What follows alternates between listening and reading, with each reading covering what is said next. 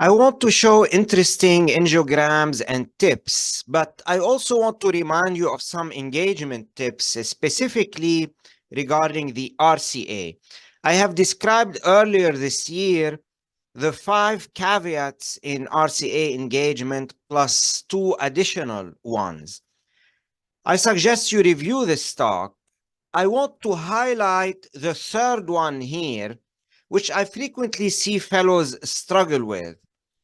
While torquing from the right cusp and pulling to engage the RCA, your catheter frequently jumps to the left cusp, which is the higher cusp. What to do next when this happens? Certainly don't try to engage the RCA by pulling more and clocking from the left cusp. So what should you do next? And this will be the first tip of this talk. And this is a case to illustrate that. Here, the fellow was torquing from the right cusp. This is the catheter in the lower cusp, the right cusp.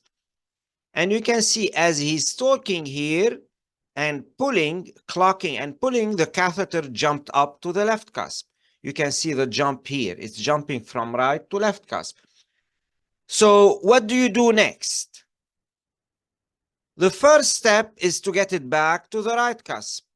You counterclock and push it back down to the right cusp, as we did here. Counterclock and push down to the right cusp, making sure you are low into that right cusp. Now, once you're in the right cusp, if you just clock and pull again, as most fellows do, you may jump right back onto the left cusp in such a patient with such an anatomy where you have a propensity to jump up either to the left cusp or to the hole in between and fall in the ventricle. So you cannot keep doing this. Pull and clock again. The way you do it is you have to clock and barely pull. Clock while staying very low, barely above the valve. You clock without much pulling, keeping your catheter low. Now you may ask me, normally when we clock, in order to transmit the torque, you have to move, you have to pull the catheter. So if you clock and barely pull, you worry you may not transmit your clock. So to transmit the clock torque while staying low without much pulling, you may use your left hand at the sheath level, and you may push and pull the catheter at the sheath level with your left hand to create movement and transmit your clock while staying low. So you clock at that low valve level with a slight push and pull until the torque transmits and the catheter starts looking at you. Once the catheter starts to transmit the torque and starts looking at you, especially at this level, then you can keep clocking, and at this point you can pull more. It's not going to jump up to the left cusp at this point. And here is an illustration of that. So once it looks at you, then you can pull more and clock more. It's not going to jump up to this side anymore. Once it has the momentum toward looking anteriorly toward us and to the right cusp, you can pull more. It's not going to jump anymore. And that's what we did here, and we successfully engage it. So again, once it's starting to look at us or toward the right cusp, then you can be more free, pull more and clock more. It's not going to jump. So the key is to start the process by staying low, slight push and pull at the sheath level, start transmitting the torque while you're low, preventing it from jumping. Then once it starts to transmit halfway, you can pull more and clock more. Another tip regarding the RCA. This is an angiogram I see frequently, especially from outside institution. So here they are trying to engage the right with a Judkins right 4, and this is the image they got. How can you improve this image? How can you selectively engage the RCA in this case? What's the next step? you need to recognize this is an LAO view. The ostium of that right is anterior. You see the ostium? It's about here. It's anterior takeoff RCA from the right cusp. The takeoff is looking at us. Therefore, in those cases, JR4 does not properly engage the coronary. This is the takeoff of that RCA. It's anterior. JR4 cannot reach an anterior takeoff RCA most often, because JR4 only elongates when it's aiming toward the right surface of the aorta. When it aims anteriorly, it doesn't elongate, and therefore it doesn't reach. So in those cases, when you see an anterior takeoff RCA, what you need to do, you need to use AL1 typically, Amplatz left 1, the catheter with big butt and large catheter overall, to reach that anterior takeoff RCA. Occasionally, you may use AR2 in cases of small aorta, such as small women. And in those cases, you use AL1 and you make the catheter point at you. In an LAO view, you make it point at you rather than point toward the right surface of the aorta. You make it point at you as you're engaging, or you may use an RAO view and make it point toward the anterior surface of the aorta. RAO will lay out the ostium better than LAO in this case. So that's what you need to do in this case. And that's what was done. AL1 catheter, this is it here, and it's pointing to the anterior surface of the aorta in an RAO view. So RAO view, and you point in this direction in RAO view.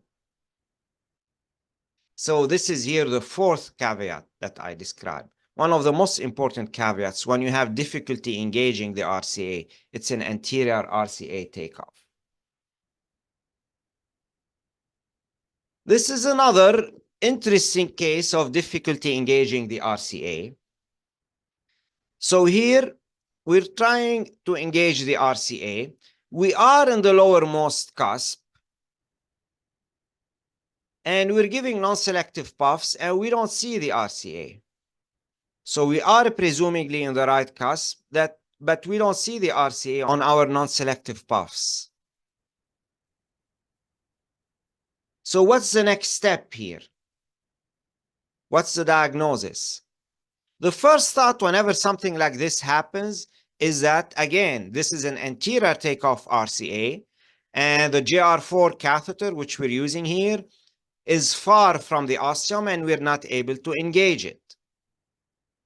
So that's the first thought, and maybe one of the most common scenarios in this case. What's the other possibility? Remember the 5 caveats and the additional 2. So another possibility that we don't think of often is that the lowermost cusp in an LAO view, I frequently assume it's the right cusp, but it could also be the non-coronary cusp. This is the LAO view. It spreads apart the left cusp, which is the higher cusp, and the lower cusp, which are right, and even lower than the right, the non-coronary cusp. But it's possible that the catheter is in that non-coronary cusp rather than the right cusp, and that's why you're not able to engage. So those are the big 2 possibilities in this case. Either you have anterior RCA takeoff, or your catheter is in the non-coronary cusp, which is something we don't often think about. So RAO view will help here. One, it will help you engage and aim toward an anterior takeoff RCA. It will also help tell you whether you're in the non-coronary cusp or right cusp.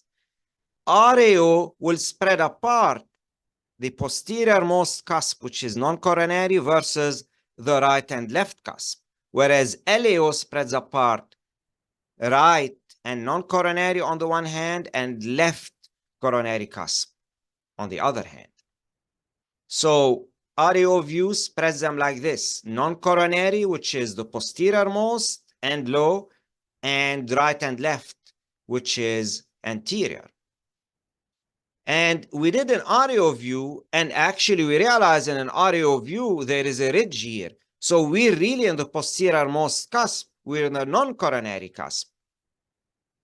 So all we did, we jumped up from that non-coronary cusp to the more anterior cusps. And you can see it here, we pulled, we jumped up. Now, once we jumped up, then we go back to the LAO view. We verify, are we in the right cusp now or in the left cusp? Because now you have to distinguish. After I jumped up from the non-coronary, did I jump to this or to that? So after doing the RAO, knowing that we were in non-coronary, jumping to the right cusp or left cusp, we do LAO.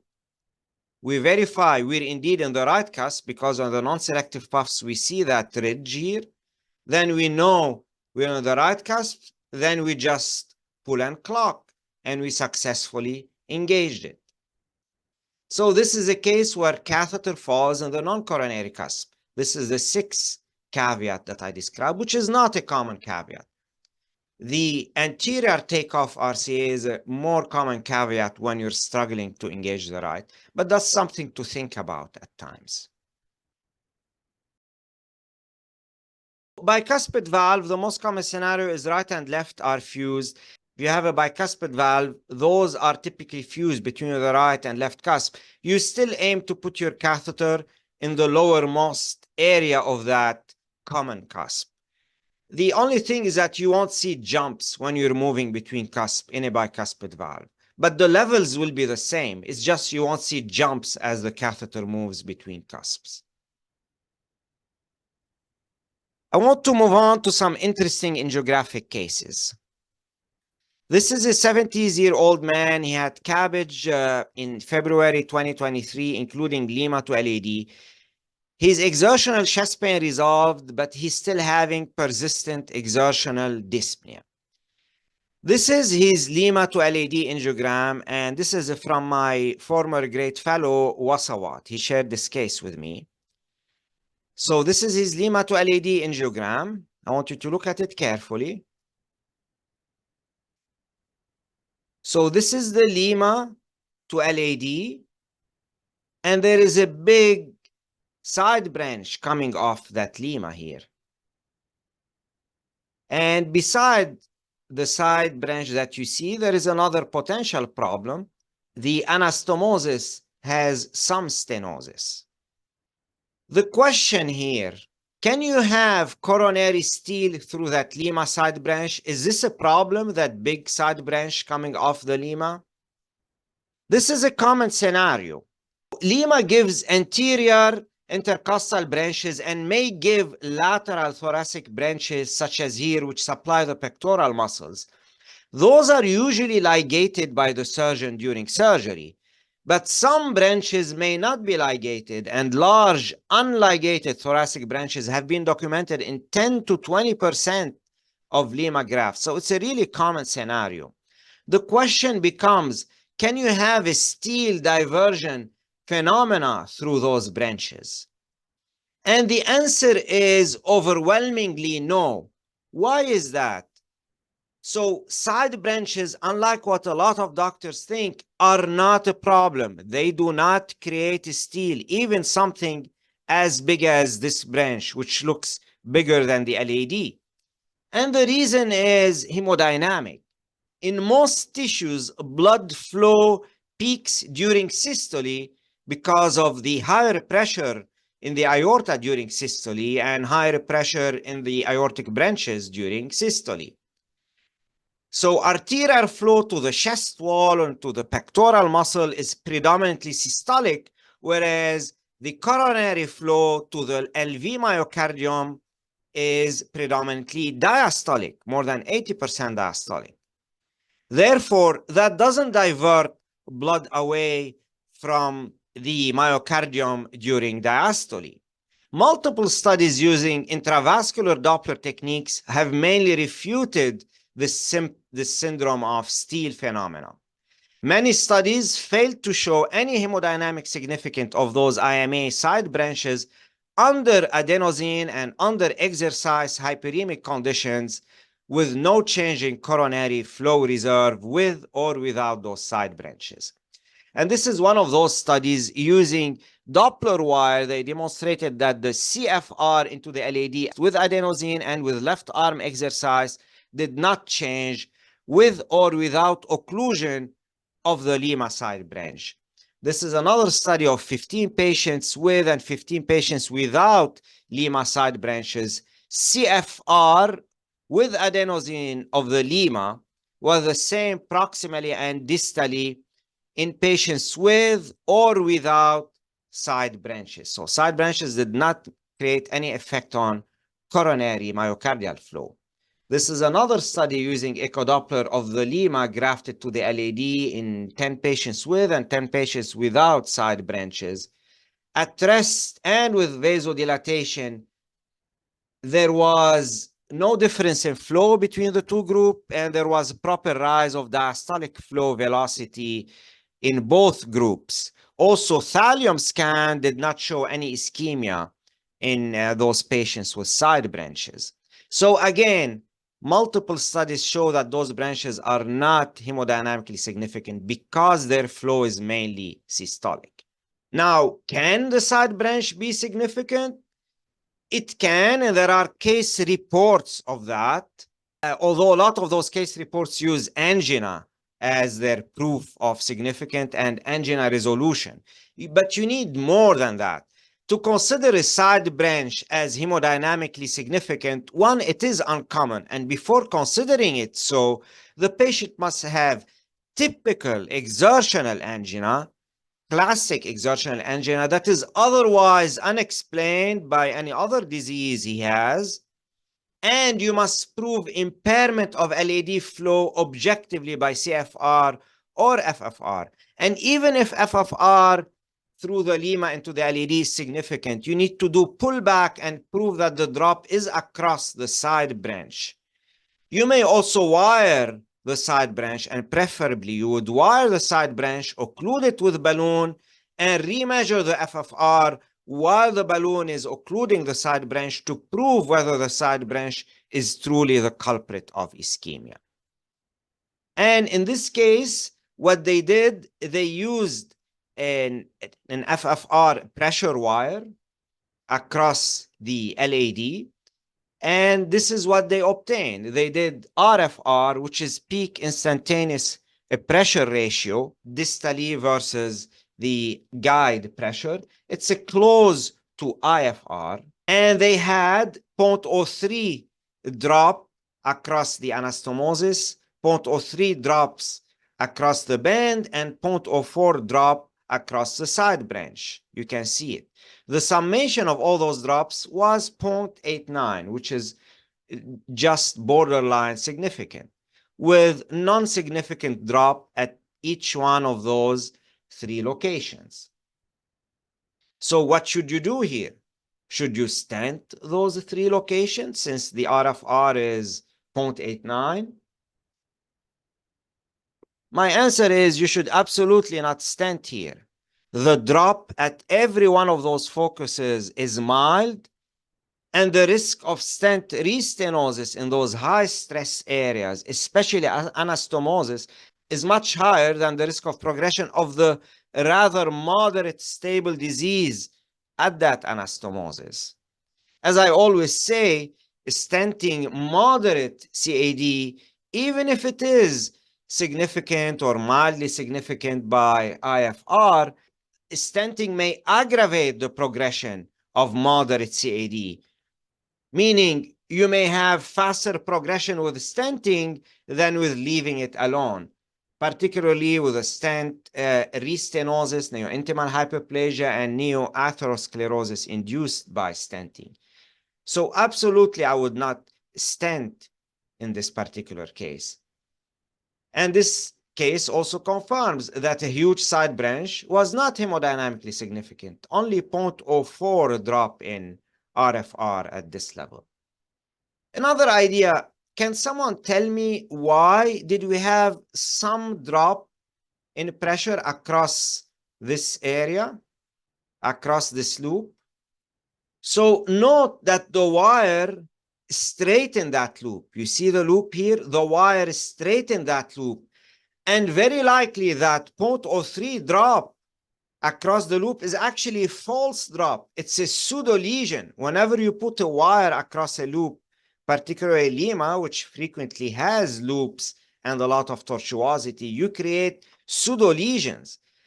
And with your wire, you will have some hemodynamic effect, and you may even create a hemodynamically significant lesion, much more than 0.03 drop, just from straightening a loop and creating a pseudo lesion. That's one of the rare cases of false positive IFR or FFR. Outside technical issues that can cause false positive FFR, this is a case where without a technical measurement issue, you may have a false positive IFR and FFR. It's the pseudo lesion where you straighten a loop or tortuosity with your wire. So be careful. Even that 0.03 here is probably a 0, not 0.03. So you need to recognize that. And therefore, the summation is probably not 0.89. It may be 0.91, 0.92. I'll move on to the next case. This is an angiogram here. It's an areocaudal view of the left coronary. And what do you see here? Something noticeable.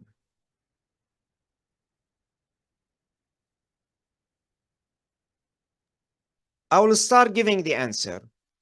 So you notice on this angiogram that we see some left ventricular filling. So one is a reflex, maybe that we have what we call coronary cameral fistula from the left coronary to the ventricle. Now, which ventricle?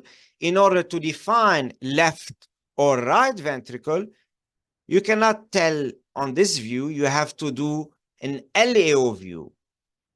RAO view, which is this, tells you you're going to the ventricle rather than the atria, which are here on this side. This is the AV groove, the circumflex, and atria will be here. So this is potentially fistula to a ventricle. You do an LAO view, and an LAO view will tell you it's potentially fistula to the left ventricle.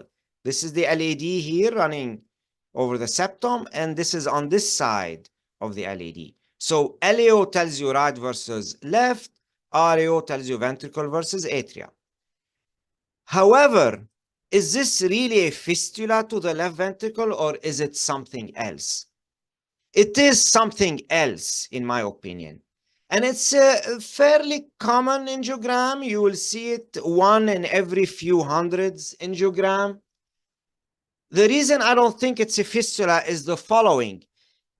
You don't see directly the left ventricle. What you see first, you see myocardial wall stain blush, and you see myocardial LV wall boundaries delineated before you see the cavity fill.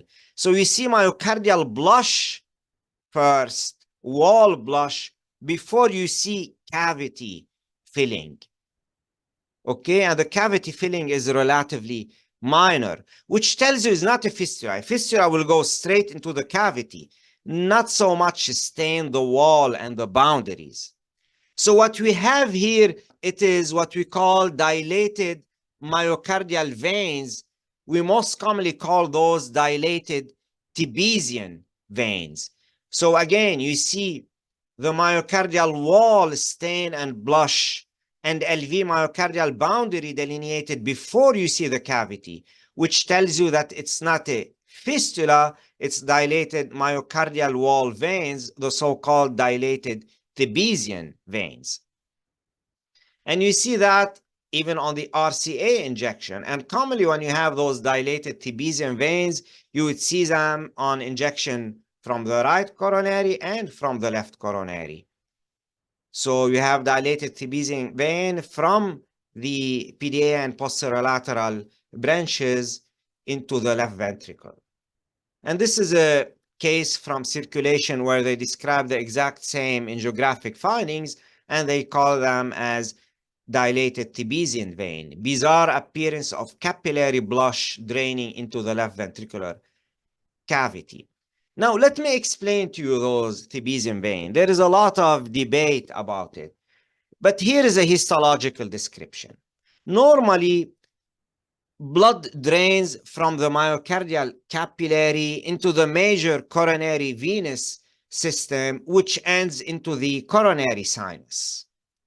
But there is a smaller venous system. So rather than draining into that major coronary venous, coronary sinus system, there is a more minor venous system, the Thebesian vein system, this number one here, where those veins drain directly into a cardiac cavity, whether right or left cavity, atrial or ventricular cavity. So those are veins that drain directly into any cavity. Those Thebesian veins may drain directly into the cavity or may go through sinusoid lakes before eventually draining into the cavity. When the vein here, that Thebesian vein or the Thebesian sinusoid are dilated, you may have the appearance that we had on our angiogram. And when they are dilated, that dilatation is more common in the left ventricle. That's why we see those dilated Thebesian veins more commonly on the left ventricle, even though Thebesian veins are present in all cavity walls, but the dilated veins are much more commonly seen toward the left ventricle. Unlike true coronary fistula, which are much more common toward the right heart, it's rare to have a coronary cameral fistula to the LV. A coronary cameral fistula means you have a communication between the artery and the cavity. You have a track that connects that artery directly to the cavity, bypassing that muscle. Whereas with the dilated Thebesian vein, the artery is still feeding the myocardium, which therefore does not get ischemic. It's not getting bypassed. Blood is not diverted away from it. It's just the venous blood that is dilated and that drains into the cavity. That's why those Thebesian veins are different from a fistula. They are not hemodynamically significant. The myocardium is not getting ischemic. It's just dilatation of normal anatomical venous structure, whether this or that. It causes a little bit of venous deoxygenated blood to LV shunting. And a proof that it's not hemodynamically significant are twofold. If this was a true hemodynamically significant shunt, you'll have two problems. One, the myocardium itself will get ischemic, and therefore, because of the steal phenomena from the myocardium, the proximal artery will become dilated and aneurysmal, as happens in coronary cameral fistula. Whereas here, the coronary is not aneurysmal. So that's one indirect suggestion that those are not hemodynamically significant. Another way of proving that it's not hemodynamically significant is if it is hemodynamically significant, you will have a left-to-left shunt. It's almost like an AI, and the LV will dilate. And the LV in those patients is not dilated. So that's another proof that it's not hemodynamically significant. No big left-to-left shunt recirculation. And this is a summary of what I just described. When the venoluminal Thebesian veins or the sinusoid are dilated, you may have the appearance of our angiogram, and this dilatation is more often seen into the LV. This is not a traditional coronary cameral fistula, as the artery does not communicate directly with the cavity. The artery feeds the myocardium, which therefore does not get ischemic. Then it is the venous blood that drains into the cavity. That is why it is not hemodynamically significant.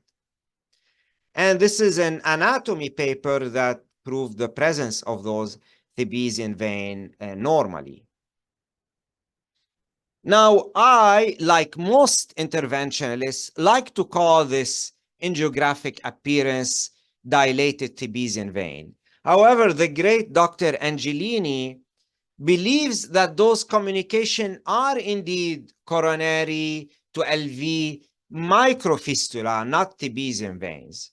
But regardless, even Dr. Angelini considers them overwhelmingly insignificant hemodynamically.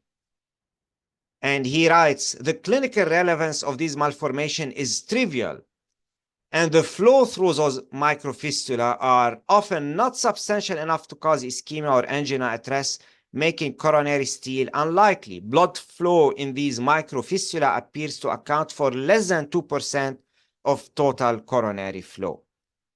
So it is fine to call them dilated Thebesian sinusoid vein, and that's what I like to call them, like most interventionists. It's okay to call them coronary to LV microfistula, like Dr. Angelini says. But regardless, the most important practical idea is that they are not hemodynamically significant. Don't be alarmed by those, and don't alarm the patient by those. And again, the proof is that the upstream coronary is not usually significantly dilated, contrary to what happened in severe hemodynamic fistula. And also, the LV does not dilate, unlike what would happen if you have significant left-to-left shunting. I'll move on to another case. This is an LV recording. Looking at this LV recording, tell me what is the LV EDP and what is the mean wedge pressure in this patient?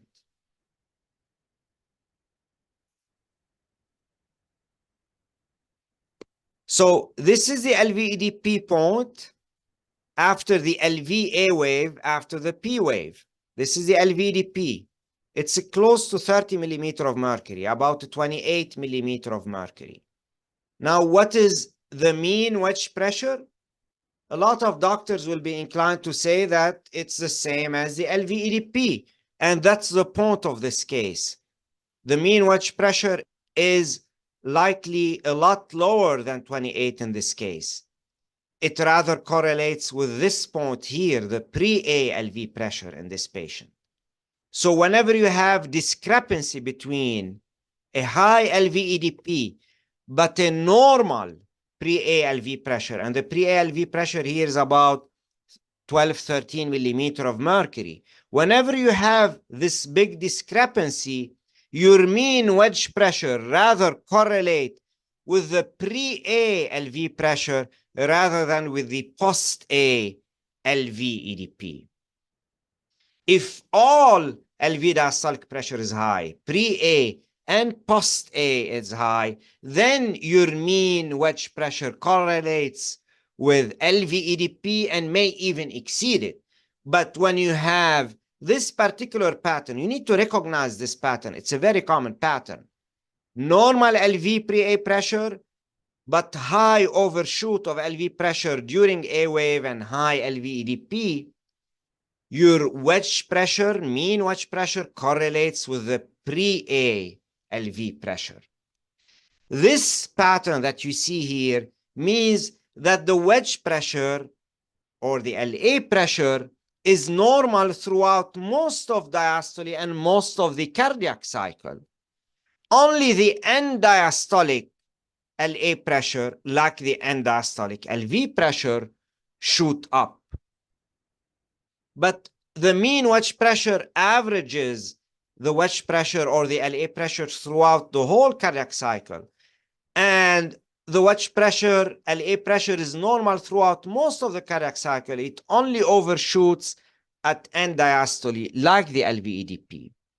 This is a sign of compensated LV dysfunction.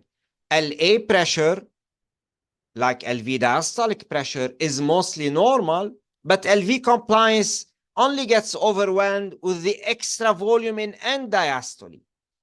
So those patients are compensated. They are not having active congestion or active pulmonary edema. They are prone to decompensating quickly if you give them fluids or if you put them in atrial fibrillation or if you make them do heavy exertion, but they are currently compensated. So this tracing is a marker of compensated LV dysfunction. There is LV dysfunction. It's an important. I'm not going to dismiss the fact that LVDP is high. There is LV dysfunction, but the wedge pressure is normal. This patient is not in pulmonary edema. This patient likely lies flat without hypoxia from a cardiac condition. So this is LVEDP, and this is LV pre-A, which approximate mean wedge pressure in this patient. And this is an illustration. This is compensated LV dysfunction. You get an overshoot only during A wave of both LA and LV pressure. The blue is the LA, the black is the LV pressure. So you get an overshoot during A wave, but the pressure is normal throughout most of the cardiac cycle, and the mean wedge correlates with the number here. Conversely, when you have decompensated LV dysfunction, the whole LV pressure is high in diastole before and after A wave. The whole wedge pressure is high, and actually the wedge pressure may exceed the LVDP, because in those cases you may have a big V wave in systole that causes the mean wedge pressure to be higher than even the LVDP. I have explained this phenomena in a totally separate talk that I strongly suggest you review, and I have explained it in a paper in JACC Heart Failure. And those are other papers, old from 73 or recent from 2022, that further corroborate my explanation. Now, why is this important? This is important for two reasons. One, it's a high LVEDP, but doesn't mean you should diurese that patient. Certainly not aggressively diurese him, because this is a case where you may create acute kidney injury with diuresis. So often no need for diuresis if mean wedge pressure is normal, even if LVEDP is high, not currently congested. The second idea is decision about support device during PCI. And here is the patient from whom we obtained that tracing. This is an 84-year-old man who presented with heart failure and non-STEMI with a troponin I in the 5,000s. His EF is newly reduced at 30% from that MI. He got well diuresed, and this is the hemodynamic tracing we obtained after diuresis. Clinically, he appears euvolemic. He's not hypoxic. Now, this is his angiogram, and he has complex disease. He has severe and complex calcified proximal to mid-LAD disease, which you see here beside the diagonal disease. You see that complex calcified proximal mid-LAD disease. And he also has severe left circumflex and OM3 disease, which you also see in a cranial view. He also has an occluded RCA, and you see collateral filling of that RCA. So look at that.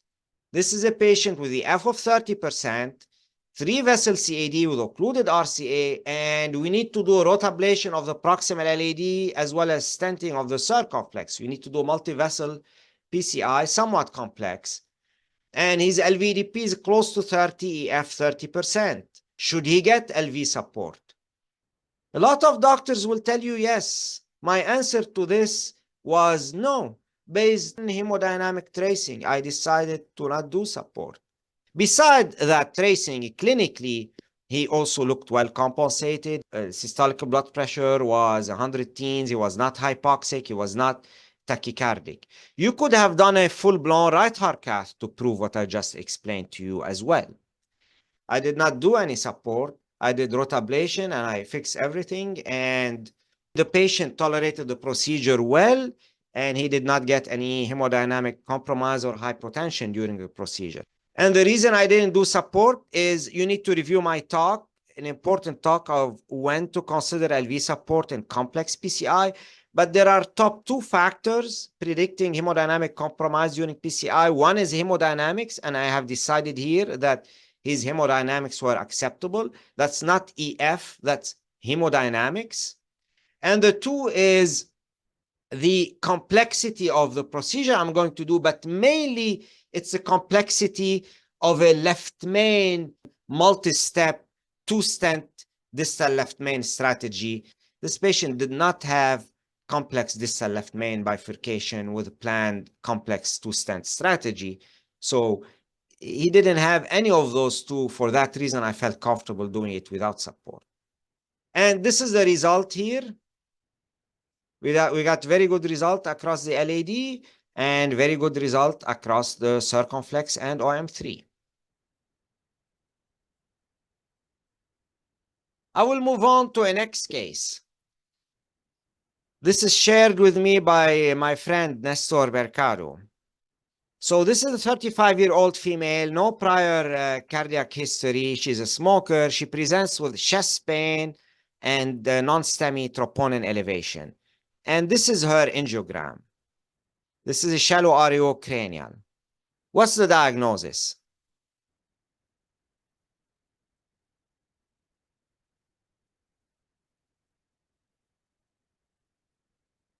So when you see this angiogram, this is the LAD here running to the apex, and you see a diagonal. So the LAD has a long, diffuse, smooth stenosis that's extending almost all the way distally. So when you see this, the top diagnosis is coronary epicardial vasospasm. So the first step is to give intracoronary nitroglycerin, at least 200 to 400 microgram. And consider even giving verapamil if it persists with nitroglycerin.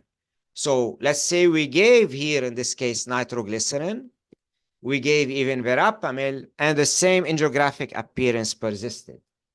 What's the diagnosis? Then the second diagnosis you need to consider in this middle-aged women is SCAD, spontaneous coronary artery dissection, specifically SCAD type 2, okay, which gives you this angiographic appearance, exactly, which is intramural hematoma. It's a bleeding in the media that causes compression of the lumen, and it tends to have the appearance of that long, smooth lesion over 30 millimeter, refractory to nitroglycerin, usually heavily tortuous, although not in this particular case, and with no obvious calcium, middle-aged woman. So those patients tend to have a lot of vessel overlap and a lot of tortuosity. This patient did not have that, but it had that long, smooth appearance refractory to nitroglycerin without significant calcium. So you should think SCAD in this patient. Another possibility is long diffuse atherosclerosis plus or minus plaque rupture, but this is the least likely diagnosis here. This is most likely SCAD type 2. It's type 2A because it doesn't extend all the way to the tip of the vessel. When the dissection extends all the way to the tip of the vessel, we call it type 2B. This is probably SCAD type 2A, and SCAD tends to involve distal vessels in 92% of the cases. It involves more proximal vessels in 8% of the cases. So this is most likely SCAD, and you really need to recognize it because this patient has TIMI 2 to 3 flow, and she's not having an ongoing ST elevation infarct. Therefore, you should not touch it. You should not try to do PCI because there is PCI a risk of failure and complication of over 50% in those patients. And that's what my friend did here. So he did not intervene in this patient. One thing to do in those cases to prove SCAD, besides the simple angiographic appearance, is to try to do peripheral angiography, like aortoiliac angiography, and see if you have FMD, fibromuscular dysplasia, which is present in up to 70% of those patients. That can indirectly corroborate your diagnosis. And do also CT, carotid cerebral and abdominoiliac femoral CT, to look for FMD, fibromuscular dysplasia. And that's what my friend did. And indeed, this patient had carotid fibromuscular dysplasia, which in retrospect further corroborated the diagnosis. You can also do CTA 6 weeks later and prove that the patient has no longer significant obstruction of the LAD. Even if you cannot tell for sure it's a SCAD, you can tell whether there is obstruction or not at 6 weeks. And in most SCAD, over 80%, up to 97%, they will recover spontaneously. Okay. This is another case we had yesterday. This is a 37-year-old man this time. No past medical history, had VFib arrest after vomiting. He's now in cardiogenic shock. And this is his angiogram. You have an occluded ramus that you see here, but you also has a small diffuse left main. Whenever you see small left main like this, smaller than the branch vessels, such as the LAD and circumflex, you should think significant left main disease. And this is what was suspected here. This is severe left main disease. Could it be left main atheroma or left main SCAD? In this particular patient, he's in shock and he has left main SCAD and he has a total occlusion of a ramus with VFib. This patient definitely needs an intervention, even if it is a SCAD. One, because you have an occlusion with an ongoing infarct, so TIMI zero flow for the ramus. Number two, it's left main SCAD. You need to fix left main SCAD. So he needed intervention. So the diagnosis in this patient is less important than the prior patient. Because here with the SCAD, we decide to leave it alone. Here, with or without SCAD, we're going to intervene. However, it's nice to know what's the pathophysiologic process in this patient. And IVUS showed this before intervention. You need to recognize the IVUS imaging of SCAD. This is a classic image. This is a true lumen of the left main. And this is the intramural hematoma. It has always that shape of crescent or banana shape that is somewhat homogeneous, somewhat dark, with white speckles. It gets darker usually as you go deeper. So it's a crescent or banana shape, somewhat homogeneous with white speckles.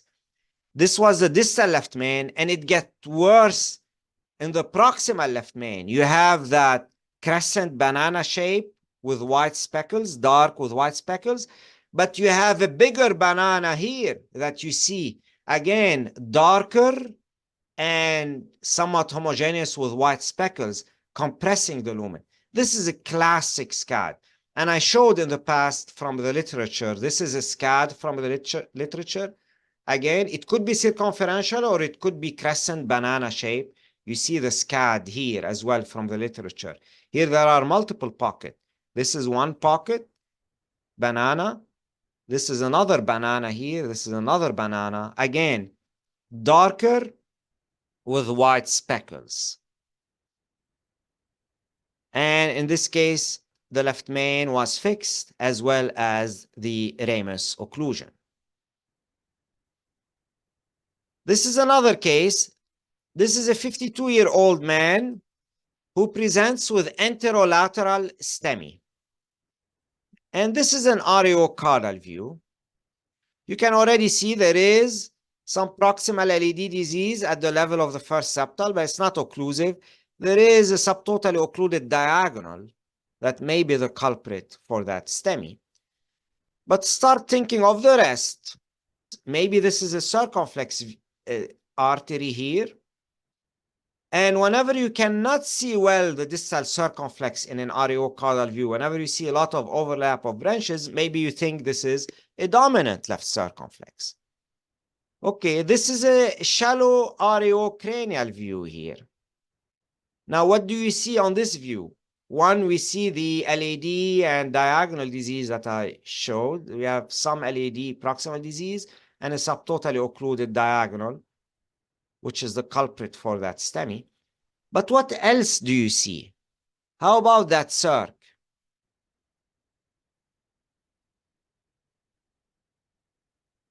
Can anybody point to the circumflex here?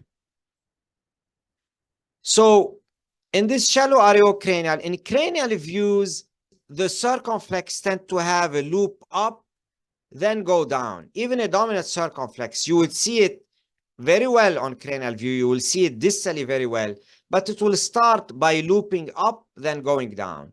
So this is the circumflex, that vessel here, that's going up, and it gives an obtuse marginal branch. It doesn't go down. You have another vessel here that's not looping up. It's going down all the way, and it's giving a PDA that almost meets the LAD, but it's not a circumflex. And whenever you're thinking, well, maybe it's an anomalous RCA coming from the left, and whenever you think anomalous coronaries, always use RAO and LAO views. LAO view is the view that will confirm to you that you have an anomalous coronary. RAO view is the view that will tell you the course of the anomalous coronary. So LAO will tell you if there is an anomalous coronary. And we did LAO here, And you see on that LAO, okay, this is the LAD here running over the septum. This is the LAD. And this is an artery going on the right side of the LAD. Again, LAO splits apart, left versus right. This is an artery going into the right AV groove as opposed to the circumflex going to the left AV groove. So this is indeed an anomalous RCA coming from the left coronary, and it gives PDA and PLBs. RAO is the one that will tell you the course of this anomalous RCA. So we have here anomalous RCA coming from the left. You have to define, is that anomalous RCA coming posteriorly, looping like this and going to the right AV groove, or is it coming between the arteries, or is it coming anterior to both aorta and PA? Here I show the illustration. This is here anomalous left coronary from the right, but it's the same concept. Is it going posteriorly in between the vessels or anterior to both? And RAO view will help decide the course. LAO tells you it's anomalous. RAO tells you what's the course. Interarterial, posterior, or anterior to both. And this is in relation to the aorta. On an RAO view, you see how that anomalous artery relates to the non-selective contrast spilling into the aorta. And here on the RAO view, this is the anomalous right coronary. And you seek that contrast spilling into the aorta that you see here. And you relate that anomalous coronary to the aorta. And you can see that that's RCA is anterior to that contrast spilling. Now it's immediately anterior to it. So it's not posterior. It's immediately anterior to it. Therefore, it's an interarterial course. If it was anterior to the aorta and the PA, you will see it have a big loop anteriorly, big upward loop anteriorly. Then it would go to the right AV groove. And this is how it would look. If it was anterior to both, it will give a big anterior loop, looping around the PA. Then it will go back to the AV groove. It could also have a big loop downward if it is what we call septal, subpulmonic, below the PA course. But this one has a sharp bend immediately in front of the aorta. So this is an interarterial course. So RAO view here tells us, very simple RAO view told us this is an interarterial RCA. Keep in mind that anomalous RCA are overwhelmingly interarterial anyway, more than 90% of the time. So it's no surprise that it is interarterial. You can review my talk on congenital coronary anomalies to further understand those ideas. Now, another important concept here. After PCI of the diagonal culprit and the LAD in this patient, should he eventually receive surgical repair of that anomalous RCA? So when do we do surgical repair? My answer in this particular case is no, and I will explain it. We do surgical repair, one, if you have true typical exertion angina that is otherwise unexplained, or truly abnormal exercise stress test, not vasodilator stress test, or VT, otherwise unexplained, then yes. Now, if you have an asymptomatic patient with no angina and no classic ischemia on an exercise stress test, but they have an interarterial course or other high-risk features, then if it is a left main anomalous course, interarterial or other high-risk feature, yes, class 2A. RCA, probably no, it's a class 2B to fix it, especially if it is less than 35, but most often no for RCA if it doesn't have a classic ischemia clinically or by an exercise stress test. And by the way, what I call high-risk feature, those are associated with an interarterial course, is basically slit-like orifice that further stretches out and narrows as the aorta distends during exercise, or an acute sharp ostium that is kinked, or an intramural course partially in that wall before it emerges out, and that can create narrowing of that ostium. And those are commonly associated with an interarterial course, and they are better defined by CTA. But anyway, even if you have those, if it is RCA, I would probably not refer for surgery if it is asymptomatic with no ischemia. Some groups and some papers have considered in those cases with high anatomical features but no symptoms or ischemia, they have considered doing resting IVUS and resting PDPA ratio with a pressure wire to look for compressed ostium and impaired flow at rest. And they have considered doing dobutamine IVUS and dobutamine PDPA ratio to see if there is osteal compression or flow impairment with high flow state. And at the very least, if you do want to refer that patient to surgery, you need to do those things, either IVUS or PDPA at rest and with dobutamine to prove some hemodynamic significance before referring him for surgery. But even that, there is no large data supporting that strategy, but it's a reasonable strategy. I will show another case. This is a 69-year-old man with type 2 diabetes, and he has exertional angina. This is his angiogram.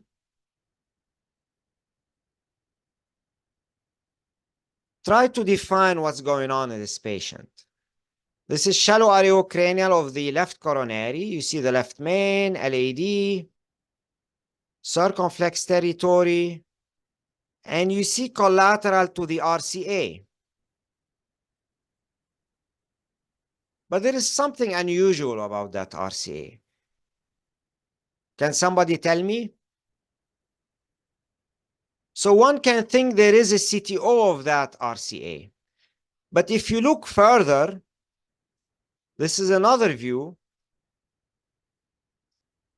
And you can see that there are collateral to the RCA, but there is something unusual. That RCA is filling all the way backward, and it's filling all the way to the ostium. And it seems that this ostium is communicating with another artery. You see the ostium here? It's communicating not with the aorta. This is the aorta. That ostium is communicating with a structure higher than the aorta and more anterior than the aorta. So this is a patient who has an anomalous right coronary artery that is arising from the PA, and it's getting collateral filling from the left coronary system. Another thing to notice on this patient, he has an occluded left circumflex. And that may be what caused him to have angina, because that anomalous coronary, he's had it all his life. But the occluded circ might be what triggered his angina. So let me explain this a little bit.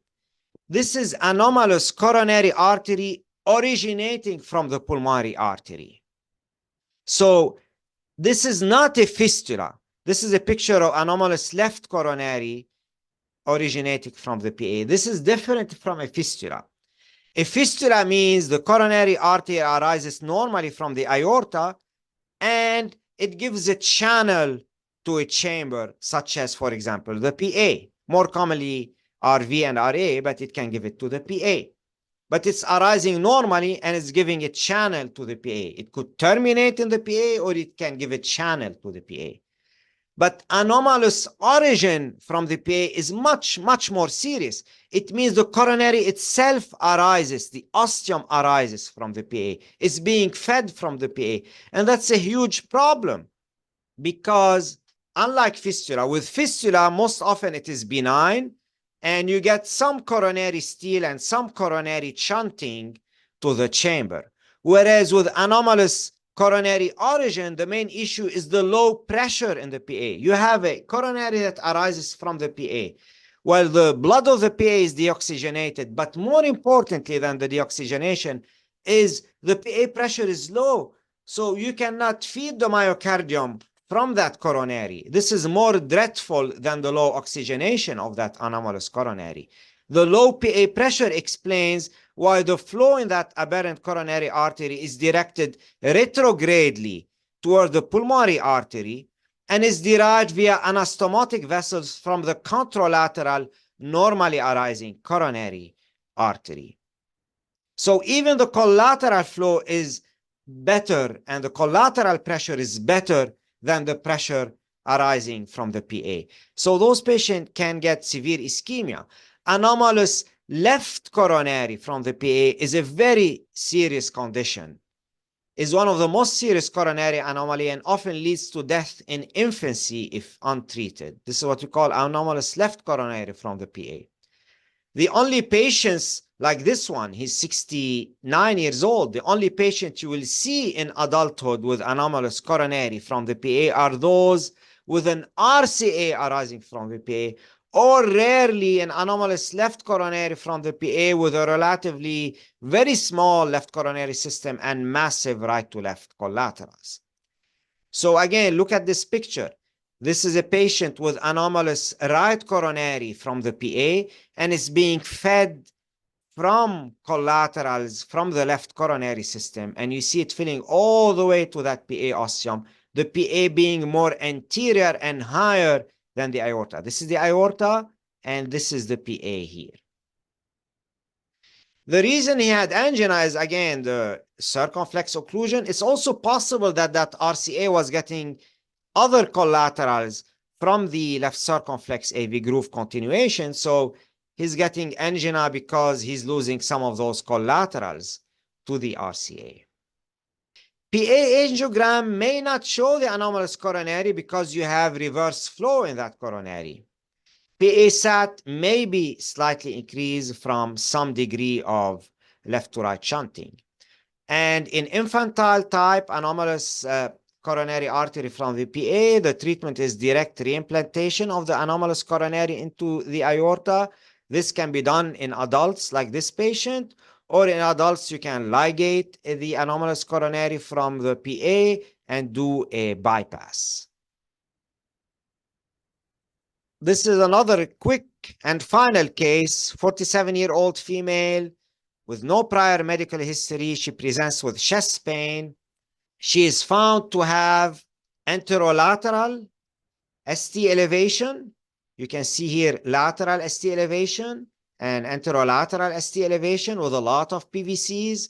This is definitely a STEMI. This is not pericarditis. This is the dome shape of STT that indicates a STEMI. And this is what they did. This is again from my former fellow Wasawat. This is what they found. Subtotally occluded left circumflex with TIMI2 flow. What's the diagnosis here? Again, I want you to think. Give nitroglycerin. This could be coronary vasospasm, so definitely give nitroglycerin.